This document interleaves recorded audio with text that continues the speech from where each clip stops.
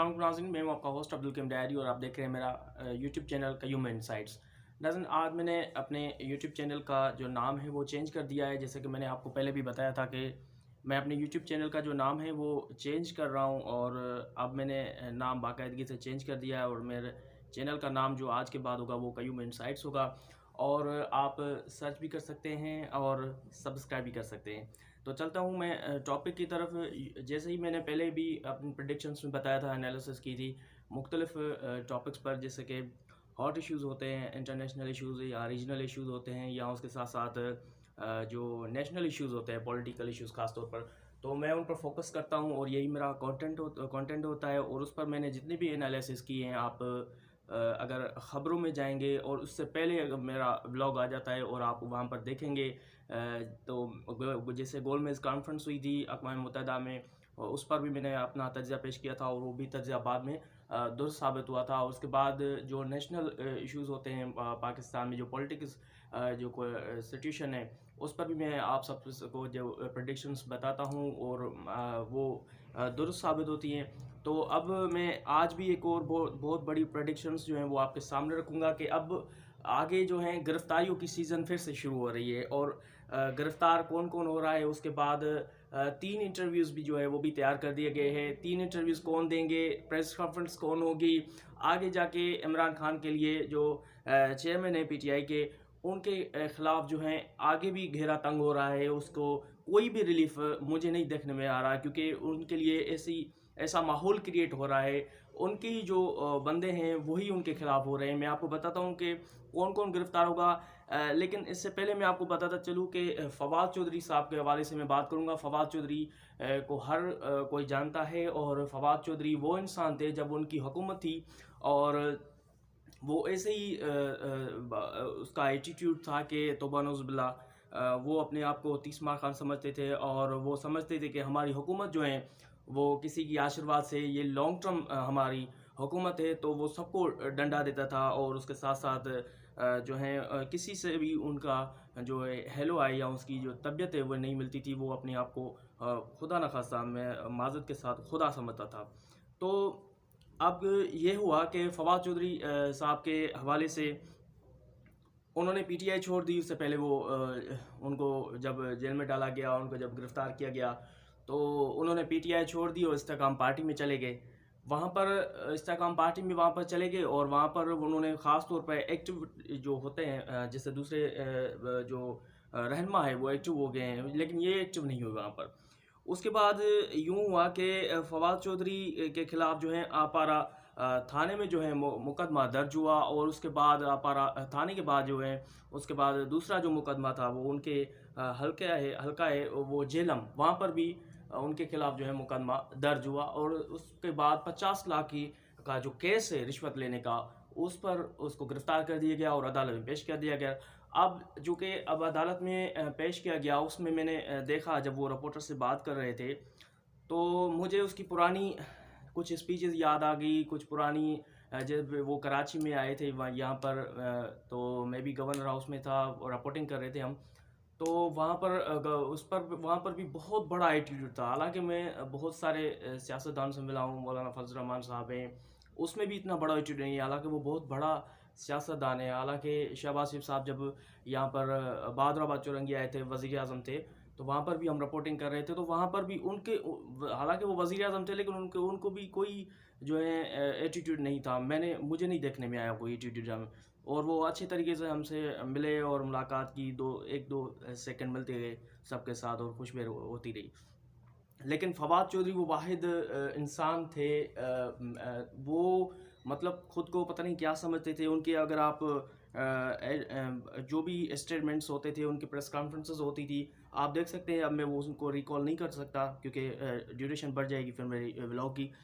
तो मैं आपको बताता चलूँ कि फवाद चौधरी साहब ने रिपोर्टर से बात करते हुए अदालत के बाहर उन्होंने कहा कि नवाज़ शरीफ साहब को मैं पैगाम देता हूँ कि नवाज़ शरीफ साहब जो हैं बहुत सीनियर सियासतदान हैं और उनको तकरीबन मेरे ख़्याल से उन्होंने जो फवाद चौधरी साहब ने कहा है, उन्होंने कहा है कि तकरीबन 40-50 साल की उनकी जो हैं सर्विसेज पॉलिटिक्स में, और उनको चाहिए कि माहौल को ठंडा करे, जो माहौल गर्म हो गया है उसको ठंडा करे, पॉलिटिकल माहौल को ठंडा करे, और एक गोलमेज कॉन्फ्रेंस जो है उनको बुलाया जाए, और या कोई कॉन्फ्रेंस हो, कोई मीटिंग बुलाएं, और हम सबसे मामलात तय करें, जितनी भी सियासी जमायतें हैं उनके लीडर को बुलाएं, और वहाँ पर जाके बातें चीतें हो, और बातचीत होने से पहले जो है ये इलेक्शन से पहले हो जाए। अब फवाद चौधरी साहब को ये अब याद आया है कि नवाज शरीफ साहब की जो है वो बहुत सीनियर है, और उनकी सर्विस जो है पॉलिटिक्स में बहुत बड़ी है।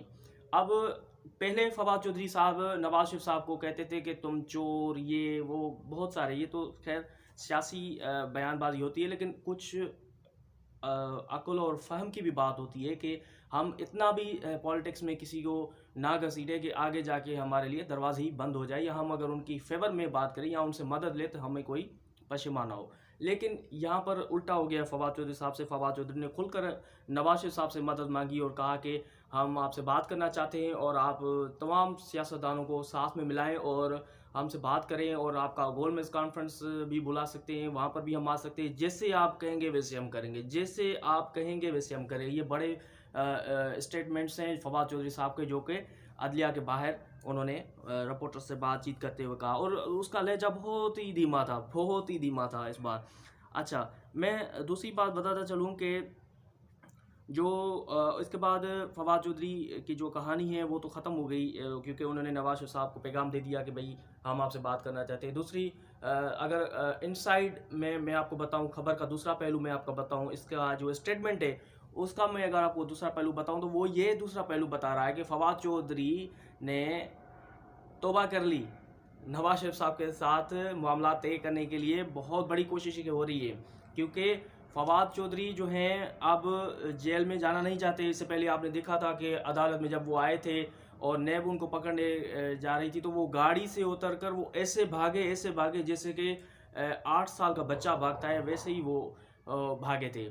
अब मैं आपको एक और भी बात बताता हूँ कि कुछ लोग जो पीटीआई के हैं वो भी यहाँ पर आ रहे हैं, और वो भी बहुत ही जल्द कॉन्फ्रेंस में, मतलब जो पार्टी हैं वो चेंज करेंगे, और उनको उनके लिए बहुत बड़ी जो है प्रेस कॉन्फ्रेंसेस होने वाली हैं, और ये भी खान साहब के लिए बहुत बड़ा सर दर्द होगा। अब उनमें से मैं आपको नाम बताता हूँ, और आप नाम लिख लीजिए। मैंने पहले भी आपको बताया था कि नवाज शरीफ साहब के टाइम में जो है वो एक बहुत बड़ा जो है ये मीटिंग्स हुई थी, उसमें शमूलियतें हुई थी, और शमूलियतों में जो है मैंने जो नाम दिए थे आपको, वो नाम जो है वो आपके सामने आए थे।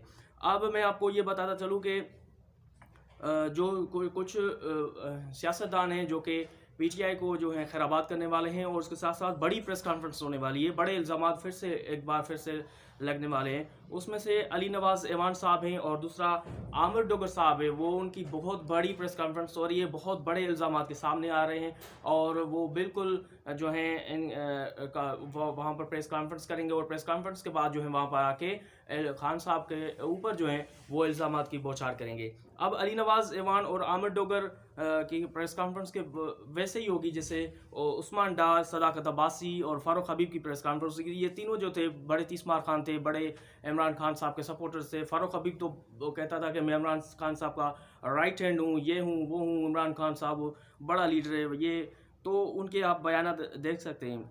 तो अब चूँकि उन लोगों ने भी पार्टी जो है वो चेंज कर दी है। अब मैं आपको बताता चलूँ कि एक बहुत बड़ी खबर और भी दे रहा हूँ कि मुराद सईद के हवाले से दे रहा हूँ। मुराद सईद जो कि इस वक्त गिरफ्तार नहीं हो सके, और लोग कह रहे हैं कि वो एजेंसीज़ को जो है अंधा करके जो है निकल जाते हैं। ऐसे नहीं है, हर किसी का टाइम होता है, हर किसी का टाइम फ्रेम होता है, और गिरफ़्तार करने के लिए किसी लॉ एजेंसी जो है उनके लिए कोई मसला नहीं होता है। अब तो गिरफ़्तार तो पुलिस भी कर सकती है, उनके लिए भी मसला नहीं होता, लेकिन अगर गिरफ़्तार करना चाहे तो यूँ ही ये भी ऐसा ही है। कोई मुराद सईद कोई ऊपर से नहीं आया। अगर इमरान खान साहब, नवाज शरीफ साहब, मरियम नवाज साहिबा, फरियाल टालपुर साहिबा, आसफ अली जरदारी साहब, अगर ये लोग, बेनज़ीर भुट्टो साहिबा, शहीद भुट्टो साहब, अगर ये लोग गिरफ्तार हो सकते हैं तो मुराद सईद कौन सा बड़ा है? अगर मुराद सईद इतना बड़ा है तो फिर तो भाई ये सबसे बड़ा लीडर होगा। तो मेरे ख्याल से मुराद सईद जो है वो कुछ ही वक्त में जो है, बहुत वक्त नज़दीक आ चुका है उनकी गिरफ्तारी का, और वो गिरफ्तार हो जाएंगे। कुछ ही वक्त में गिरफ्तार हो जाएंगे। आप ये मेरा व्लॉग फिर से देख सकते हैं। उसके बाद अली अमीन गंडापुर फिर से गिरफ्तार होगा, और अली अमीन गंडापुर जो है पीटीआई का वाहिद गंदा आदमी था जो मरियम नवाज़ को इतनी बड़ी बेरहमी से गालियाँ देता था, इतनी बड़ी बदअखलाकी से बात करता था जिसका कोई मोल नहीं है। आप वो देख सकते हैं कि वो ये भी नहीं सोचता था कि यार ये मैं इलेक्ट्रॉनिक मीडिया पर आके बात कर रहा हूँ, और अगर एक अल्फाज एक लफ्ज़ अगर मेरा गलत अगर निकल जाएगा, तो अगर चैनल में ऑन एयर हो गया तो ये पैमरा वाले जो हैं वो चैनल वालों को नोटिस भेजेंगे, उन पर बड़ी सख्ती आ सकती है, उनको परेशानी का सामना कर सकता है चैनल के हवाले से। लेकिन वो कुछ भी नहीं सोचता था, ऐसे ही गंदी गंदी बातें मरियम नवाज़ के हवाले से बात करता था, बिलावल भुट्टो ज़रदारी साहब के हवाले से बात करता था, बहुत ही गंदी बातें, वो मैं आपको बता नहीं सकता क्योंकि गैर अखलाकी बातें हैं। आप खुद जाके उनकी प्रेस कॉन्फ्रेंस, उनके स्टेटमेंट्स यूट्यूब से देख सकते हैं। और अभी अली अमीन गंडापुर बहुत बड़ी प्रेस कॉन्फ्रेंस करने वाले हैं, इतनी बड़ी प्रेस कॉन्फ्रेंस करेंगे जितनी उन्होंने हिमायत की है खान साहब की, जितना वो खान साहब के नज़दीक रहे हैं, वो उतना ही बड़े बड़े सबूतों के साथ जो है वो इल्ज़ामात का बौछार करेंगे, और बहुत बड़ी प्रेस कॉन्फ्रेंस ये भी होने वाली है। और ये प्रेस कॉन्फ्रेंस कोई मामूली बात नहीं होगी, क्योंकि अली अमीन गंडापुर इमरान खान साहब का नज़दीक साथी था, हर जो है काले अमल में उनके साथ था। और यहाँ तक कि जिन बंदों को पैसे देकर पीटीआई में ख़रीदा गया, जिन बंदों को पैसे देकर ये जो वहाँ पर आज़ाद कश्मीर में जो इलेक्शन थी वहाँ पर पीटीआई को कैंडिडेट बनाया गया, वो सारे जो ये करतूत हैं वो अली अमीन गंडापुर सामने लाएंगे। और अली अमीन गंडापुर की प्रेस कॉन्फ्रेंस कोई मामूली की प्रेस कॉन्फ्रेंस नहीं की। अब अली अमीन गंडापुर का नाम ही काफ़ी है, हर कोई बंदा सुनेगा अली अमीन गंडापुर, अच्छा अली अमीन गंडापुर सही है। तो ये मैंने आपके सामने कुछ बातें रखी है। गिरफ्तारी का फिर से सीज़न शुरू हो गया है, लेकिन सीज़न शुरू होने से पहले ही मैंने आपको सब कुछ बता दिया है। तो अब मेरा भी हक बनता है कि मुझे सब्सक्राइब करें और मुझे फॉलो करें और सपोर्ट करें। ऐसे ही मैं आपको इस सामने जो है बहुत बड़ी इन्फॉर्मेटिव न्यूज़ जो आपको पहले कभी मिली नहीं हो, और 2 दिन बाद ही जो चैनल पर ब्रेकिंग न्यूज़ हेडलाइंस की सूरत में आपको मिलेंगी, वो आपको मुझसे उनसे पहले मैं आपको फॉरवर्ड करूँगा। तो आप जो है मेरा चैनल जो है वो सब्सक्राइब करें। इसके साथ मुझे दीजिए इजाज़त। अल्लाह हाफ़िज़।